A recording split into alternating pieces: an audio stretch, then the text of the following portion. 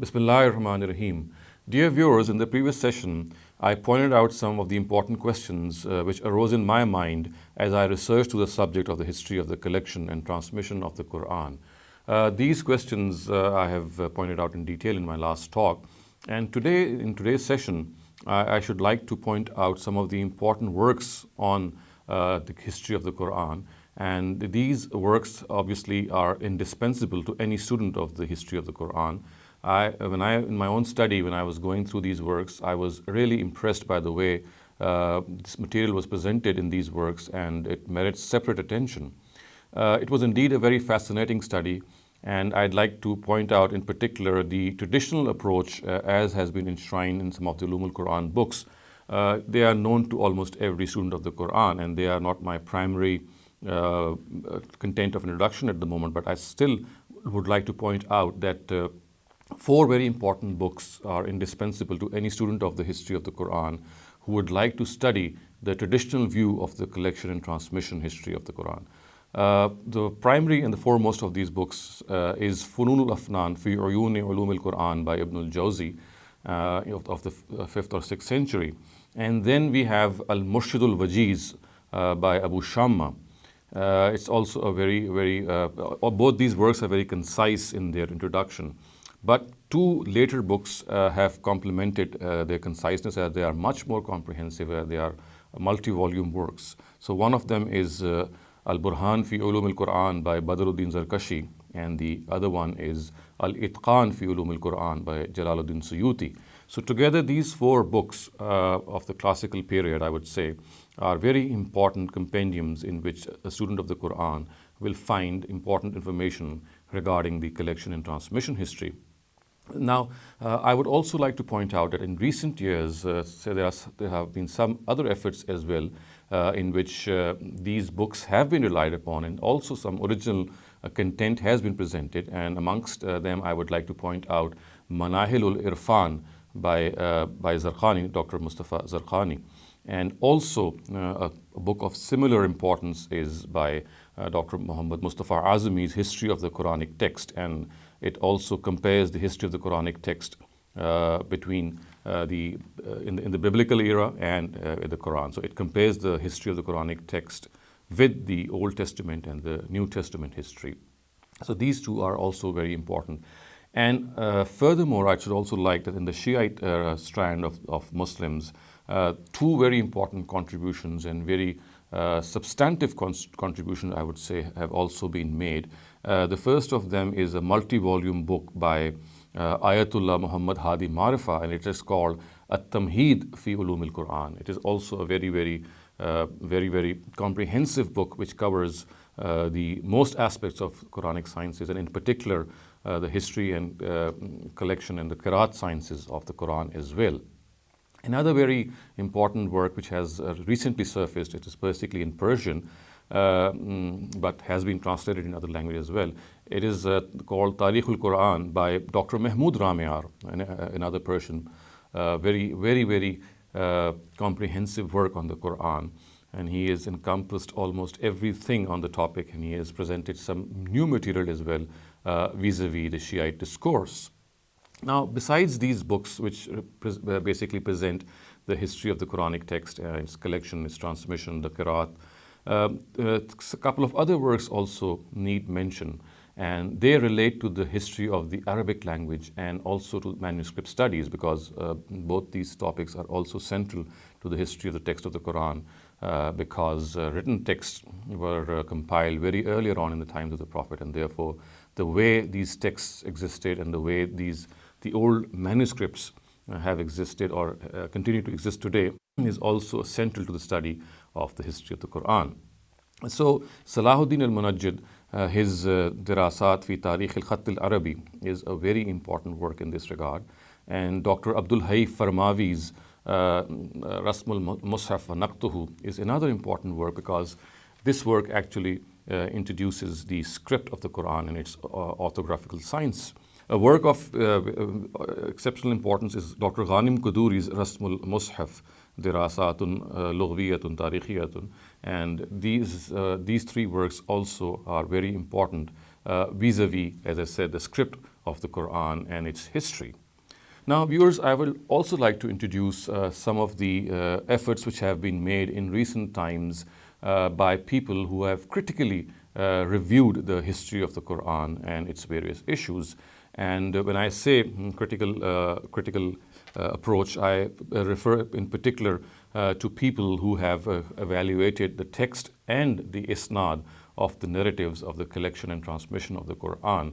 And I would like to point out that there have been some very important endeavors and efforts which have been made in this regard. And three particular people I'd like to introduce specially, and I'll also read out a very short introduction of their biographies because they might not be very well known to the English reader. The first of them is Abdul Latif Romani. Now, let me just read out very briefly his biodata or his resume, and he has written a book called Tarikhul Qur'an, in which he has challenged the existing narratives regarding the collection of the Qur'an and some of the other material in this regard as well. Now, Mufti Abdul Latif Romani, I'm just reading out a very short introduction to his life and works. He was born in 1871 in India. After receiving his early education in Islamic disciplines from Maulana Ahmed Hassan Khanpuri and Maulana Lutfullah, he came under the tutelage of the great scholar Fazlur Rahman Ganj Muradabadi and studied hadith with him. After his death, he became a student of Mufti Muhammad Ali Mungeri, who was the administrator of Darul Uloom al-Nadwa. So Mufti Muhammad Ali Mungeri, who was the administrator of Darul Uloom Nadwa, he became his student. He went to offer Hajj with him in 1324 Hijrah and taught at the Madrasa Solatiya in Mecca. He became the chief lecturer or the Sadr Mudarris of Darul Uloom al-Nadwa in 1899. In 1917, he was deputed as a lecturer of the Uthmania University at Hyderabad in India. He died in 1959 in Aligarh. Besides Tarikhul Quran, which is the work that I'd like to introduce to you and which inshallah you'll be finding reference to in my later talks as well, because I have I've gained an abundant benefit and have cited him wherever I think he has rightly criticized this history. So this work was published, Tarikhul Quran was published in Urdu in 1919 for the first time. And besides this, his other works include a biography of Abu Hanifa by the name of Tazkiratul Azam, and this was published in 1914. He also wrote books for students on Nahv, which is syntax, and Sarf, morphology, both of these important branches of the Arabic language. Now, during his stay at Hyderabad, he wrote a commentary on Jami of Tirmizi by the name of Ashar al-Latif, and a commentary on the Tarajum of Sahih al-Bukhari, which is called Lutf al-Bari. So he is one person I would like to introduce to my English audience, and as far as his critique itself is concerned, you'll find it being cited and quoted copiously when we move on, and inshallah you will find other references vis-a-vis his critique. The second person I'd like to introduce to you today is Tamanna Imadi, and he is another outstanding personality, and his area of expertise in exceptionally strong words and strong terms is the Rijal or the Isnad of a narrative. He is a very outstanding authority on Rijal literature and consequently on the Isnads of various narratives, and he has made some very eye-opening contributions. But at the same time, I'd also sound a word of caution to you that at some of the places where he has pointed out some critique, he has not been able to furnish sufficient evidence to support his contention. But nonetheless, at many other places, he has made some discoveries which are of breakthrough nature. Now, a very short introduction to him I'll just read out, and the work actually I should also like to point out, which has been of particular interest to me in my study, is his work called Jamal Quran. So he was born in 1884 in Pulvarvi, a town of the Bihar province in India. He completed the traditional education of Dars-e-Nizami. His poetry in Urdu and Persian, especially eulogies of the Prophet, earned him the title of Hassan al-Hind from his teacher Shah Rashid al-Haq. He was also well versed in prosody. He was specially adept, as I said, in the science of Rijal. He died in 1972 in Karachi at the ripe old age of 88 in very trying circumstances. Besides Jamal Quran, the work which I have benefited a lot, some of his other works are Imam Zuhri and Imam Tabri. This again is something which I have read and also benefited a lot, because he has presented some alternative evidence on Imam Zuhri, one of the premier compilers of hadith.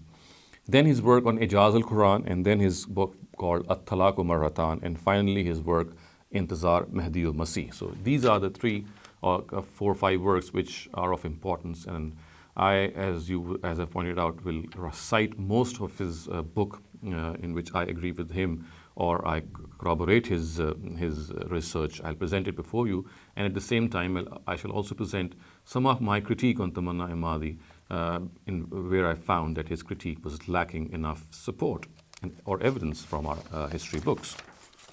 The third person I'd like to introduce to you in this regard is Abul Qasim al-Khui, a very revered Shiite authority in his own regard, and he was an exceptional person of recent times, and he made significant contribution to the study of Quran history. Now, a very short introduction to him is that he was born in Azerbaijan in 1899 and passed away in Najaf, Iraq on August 8th, 1992. He was educated in the established traditional way of Shiite theology and by well-known jurists. He joined the world-renowned theological institution in the holy city of Najaf in 1912, the year he migrated from Iran. At an early age, he attained the degree of ijtihad, which bestowed on him the title of Ayatollah. So he became Ayatollah Imam Abul Qasim al-Khui. He taught at Najaf for over 70 years. He is considered as the architect of a distinct school of thought in the principles of jurisprudence and Islamic law, and one of the leading exponents of Kalam, Rijal studies, prophetic traditions, jurisprudence, and the exegesis of the Qur'an. He was a prolific writer in the aforementioned disciplines, and he wrote 37 books and treatises, most of which have been published, and some of the important works of Abul Qasim al-Khui relate to, for example, he has a multi-volume work on the Rijal sciences called Mojum Rijal al-Hadith, and I have benefited a lot while reading this book. It presents copious information on the Rijal sciences, and it has summarized very efficiently some of the earlier works like the Rijal of Najashi, Ghazairi, and Kashi. So he has actually contributed a lot in this area. And the other book from which I have gained a lot of knowledge and his own approach is Al-Bayan fi Tafsir al-Quran. The first volume, which is before me, is actually has an introduction to the Quranic sciences, and he has very, very cogently and very efficiently put forth his critique on some of the material which today exists in the realm of Quranic sciences, in particular the history of the collection and transmission of the Quran. And viewers, no less importance is the Farahi school, which I would like to also present before you before I go on to introduce other people. So besides the 3 iconic personalities of Abdul Latif Romani, Tamanna Imadi, and Imam Abul Qasim al-Khui, Ayatollah Imam Abul Qasim al-Khui, I'd also like to present the scholars of the Farahi school. And I'm sure most of you are already aware of the Farahi school, was founded by a celebrated and exceptional scholar of the Quran, Hamiduddin Farahi.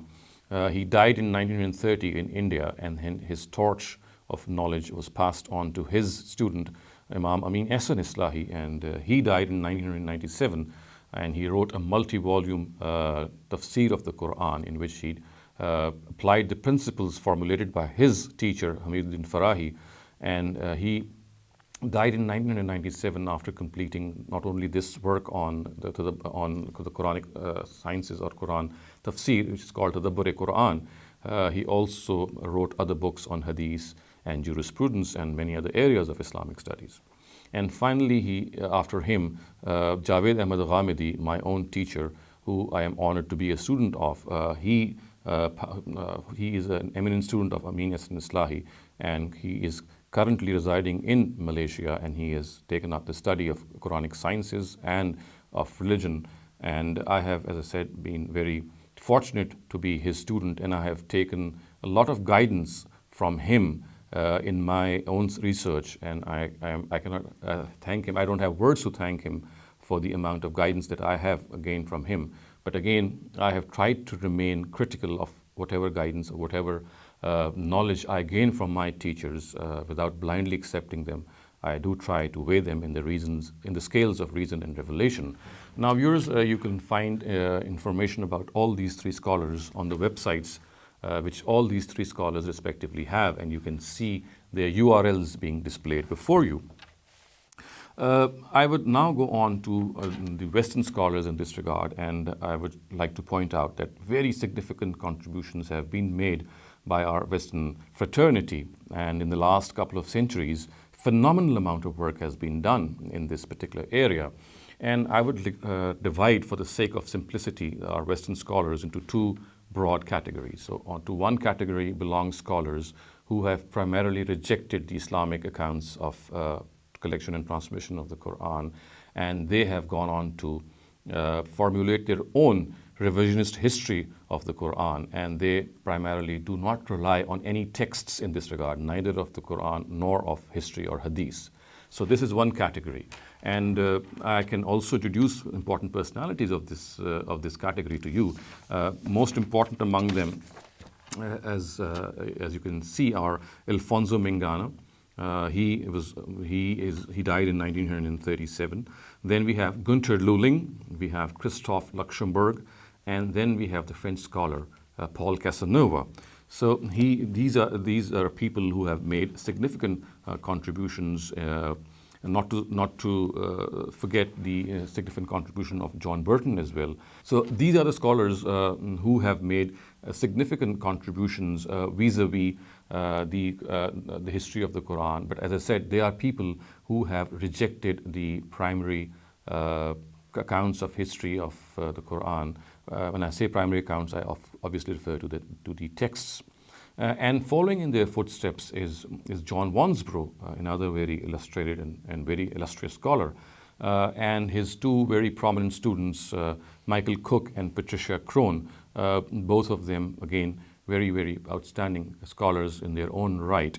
And I would also like to present to you the name of Dr. Fred Donner of the Chicago University. He himself is also an authority, and he has critically analyzed the views of John Wansbrough and his contemporaries in this regard. So this particular category, as I said, is the first category, and these are people who have not basically gone about evaluating the current texts of Quran history. When I say texts, I mean the Quran itself, the text of the Quran, of the Hadith, and of history books.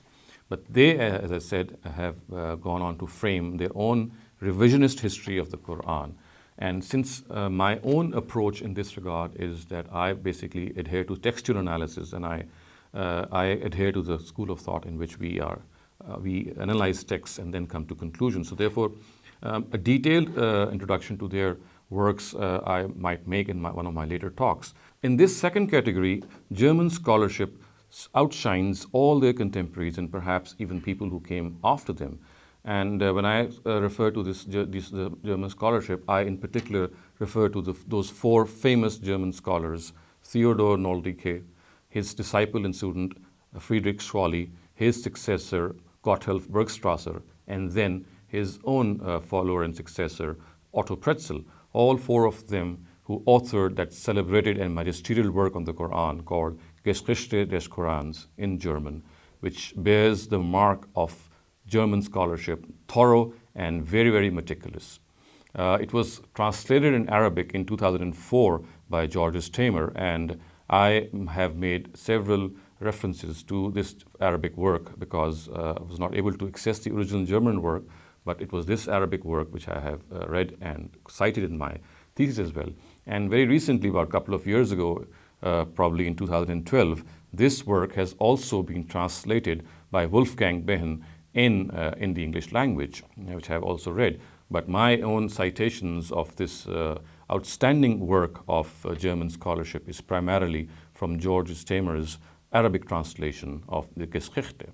As far as the second category is concerned, I would also like to introduce some of the other important personalities of this category. And I would also like to point out that this second category is a category whose personnel figure a lot in my research, because they are the ones who have also contributed to the textual criticism of the history of the Quran. So therefore, since the text is also something which they regard as important and the basis, so in my own study, I have cited them also wherever I have found them to be in conformity, or wherever they have convinced me in my own study. And primarily these important people, I would like to point out that one of the most illustrious of them is Dr. William Montgomery Watt. His introduction to the Quran is a very primary text on the Western approach vis-a-vis textual analysis in current times. He was a Scotsman and the student of a very celebrated scholar of the Quran, Dr. Richard Bell. So he actually revised Dr. Richard Bell's book on the introduction of the Quran, and the revised edition is now being published. Viewers would also benefit if they read the original by Dr. Richard Bell as well, who is the teacher of Dr. William Montgomery Watt. The other person who has made significant contributions in this regard is Regis Blachier, the Frenchman. He has been educated in North Africa, in Morocco, and he has also made a significant contribution by actually translating the Quran in French, and has presented his views on the collection and transmission history of the Quran. And viewers, we cannot forget Dr. Arthur Jeffrey, the Australian professor of Semitic languages, who remained in Cairo and then in Columbia University, where he was a professor till his death in 1959.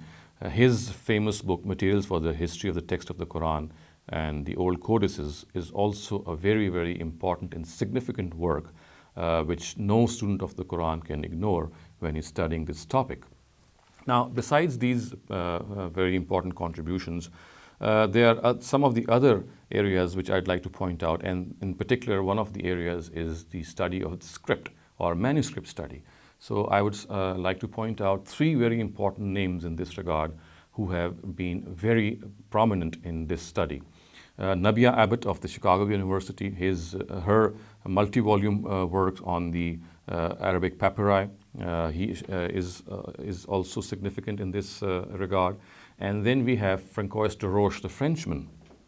His work on Islamic codicology and the Qurans of the Umayyads, which has been recently published, is also indispensable to any student of the Quran.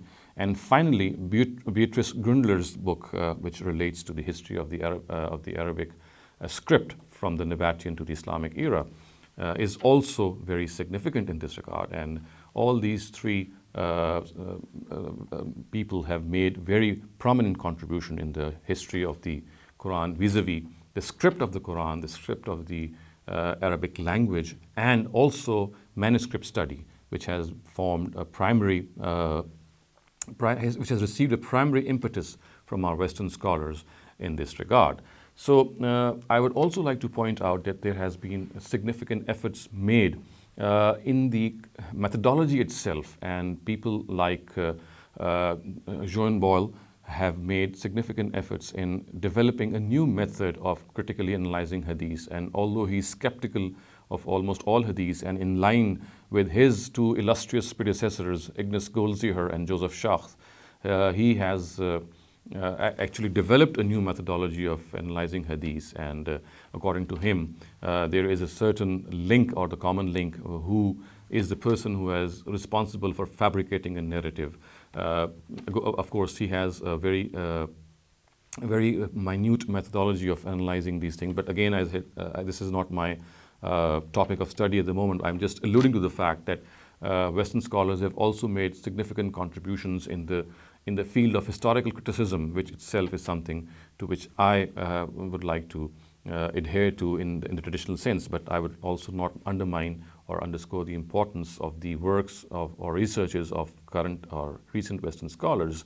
I would also like to point out that people like Harold Motsky and Gregor Schuler are the ones who have criticized Jean Boyle, and they are traditional historicists, I would say, and their traditional historical approach is quite different and something which I would condone a lot, but although I have not adopted it in my own research and have stuck to the traditional Muslim tools of historical criticism, but I do value Motsky's and Schuler's contributions. Viewers, I would also like to present before you a very significant PhD work which has now been published as a separate book, and this is by Shady Hikmat Nasir.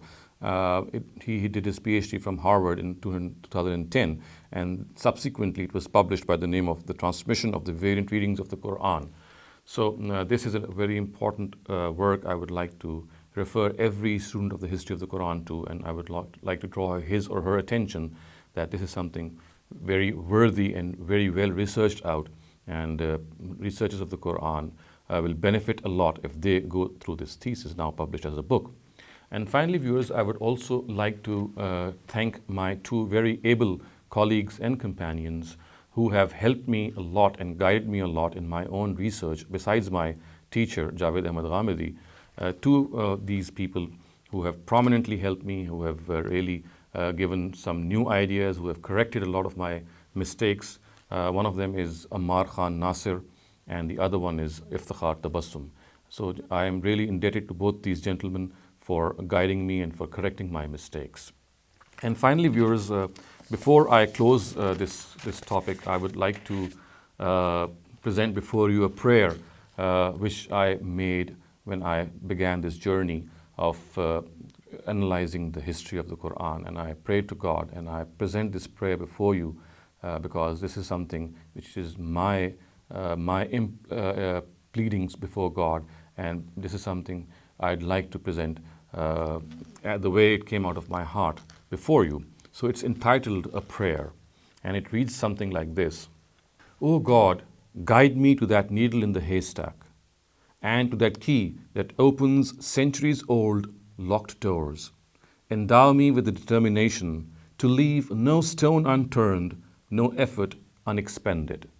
Grant me the strength and resolve to tread, travel, and unravel. And if I am not able to make any headway, give me the courage to rejoice in my failure. For this failure would still be a success, as I could say to you, I tried with all my mind, with all my heart, and with all my soul. أقول قولي هذا واستغفر الله لي ولكم ولسائر المسلمين والمسلمات.